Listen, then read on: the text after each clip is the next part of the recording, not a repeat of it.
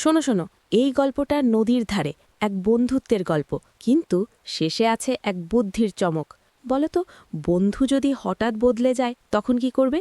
এক নদীর ধারে থাকত এক চতুর বানর, গাছে গাছে ফল আর মাথায় টপ ক্লাস বুদ্ধি। একদিন নদী থেকে উঠল এক কুমির। বন্ধুত্ব মানে ভাগাভাগি। নাও, ফল খাও, তুমি খুব ভালো বন্ধু, প্রতিদিন এমন ফল দেবে।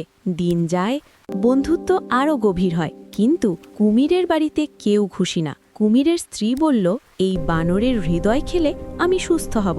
কুমির দোটানায় পড়ল আর একদিন বানরকে বলল, বন্ধু চলো না, আমার বাড়িতে যাবে। বানর কুমিরের পিঠে চড়ল। নদীর মাঝখানে হঠাৎ কুমির থেমে গেল।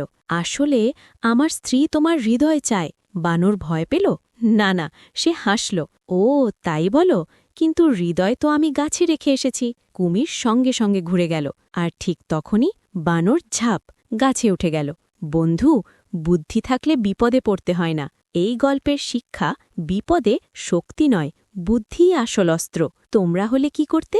বন্ধুকে বিশ্বাস করতে, না শেষ মুহূর্তে বুদ্ধি খাটাতে? কমেন্টে বলো।